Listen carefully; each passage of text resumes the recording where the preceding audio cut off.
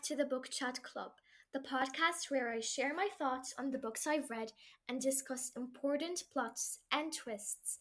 Today, we are going to dive into a young adult mystery thriller book that had me hooked all the way. A Good Girl's Guide to Murder by Holly Jackson. Here's a quick summary of the book. 5 years ago, schoolgirl Andy Bell was murdered by Sal Singh. The police know he did it. Everyone in town knows he did it. But having grown up in the same small town that was consumed by the murder, Pippa Fitzamobi isn't so sure.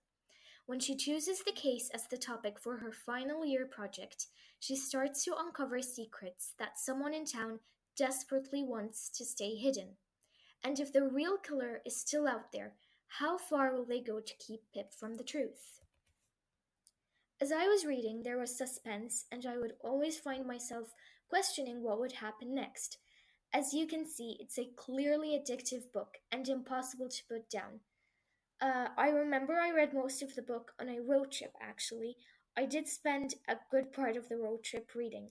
It was it actually had me hooked, and I always look for books that I can get addicted to or maybe like that grip me so hard that are impossible to put down. And A Good Girl's Guide to Murder was a good book. The story is told in narrative form and through interviews, texts, and Pip's notes, which makes you feel like part of the investigation. That is a reason why I like the book. It's not a hard book to read if you're a beginner or if English isn't your first language. The vocabulary is simple and the story is easy to understand, so it's not a hard read. Don't worry. The protagonist, Pip, can be described as determined, smart, and an empathetic high school student.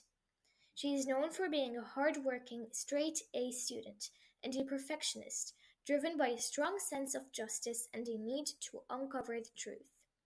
Ravi Singh, Sal Singh's brother, now I'm not sure if I'm saying the last name correctly, so sorry about that, becomes a partner of Pip in her investigation.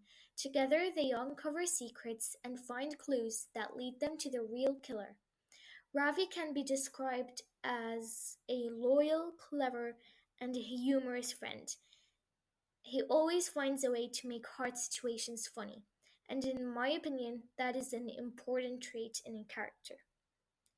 Every character throughout the story has their own secret that they are keeping. However, as Pip starts to interview her main suspects one by one, and friends and family of Andy and Sal, lots of secrets start to slip. So, as Pip continues digging, she starts connecting all the puzzle pieces and realizes that nothing about Andy Bell's case is as straightforward as everyone thought. So, there are gaps, there is something missing that Pip needs to fill in. Some of the people Pip trusted turn out to be hiding huge secrets. She discovers evidence that completely changes what she and the entire town believed about what happened 5 years ago to Andy. The tension really spikes toward the end. So that's where the story gets interesting. When Pip finally uncovers the truth. Without giving too much away, I'll just say that the real story behind Andy's disappearance is much darker, more complex, and a lot closer to home than anyone imagined. I totally did not expect the ending at all. Like the real killer is someone you'd never actually suspect. What makes these twists so good is that they're believable. Every clue Pip found along the way fits together perfectly once you know the truth. And you can actually look back and see how the author planted hints the whole time. It's so satisfying when the pieces click into place. The ending is intense, it's emotional, dangerous, and also a little heartbreaking.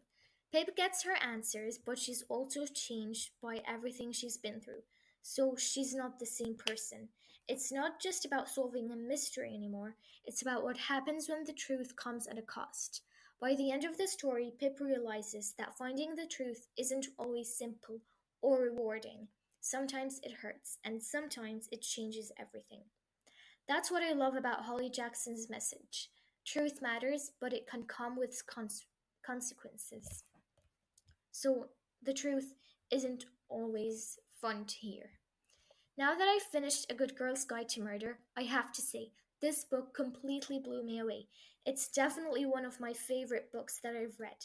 It's not just a mystery, it's a full experience. The way Holly Jackson built suspense while still keeping everything believable is incredible. I love how Pip isn't some perfect detective. She's smart and brave, but she also makes mistakes and gets scared. That makes her so relatable, especially as a teenager trying to find out who she is while taking on something way bigger than herself. The writing style is another thing that stood out to me. It's not just words all the way. I loved the mix of journal entries, text messages, production logs of Pip, and police reports. It made me feel like I was part of Pip's investigation, solving the mystery right alongside her. So that also makes the book fun to read. It isn't just words. There are text messages, or you could find small pictures sometimes, and big texts. It's not just small words. And the emotional side of the story really hit me too. It's not just about solving a crime, it's about how truth, trust, and courage can change someone forever. Like I said before, Pip learns that sometimes the truth comes at a cost, and that makes the ending so powerful. Overall, I'd give A Good Girl's Guide to Murder a solid 5 out of 5 stars. It's clever, suspenseful, emotional, and completely addictive. If you love mystery thrillers that keep you up way too late, this book is definitely for you. Or even if you're trying to find a good book to read, this is also a great recommendation. It can help you find, like, this book can help you find what types of books you'd like to read. I think I started liking mystery thrillers after I read this book. And the best part, the story doesn't end here. There are two sequels, two books after this book: Good Girl, Bad Blood and As Good as Dead. I've read them both and I've liked them as much as I liked A Good Girl's Guide to Murder. Plus a prequel novella called Killjoy. Now, I haven't read that one.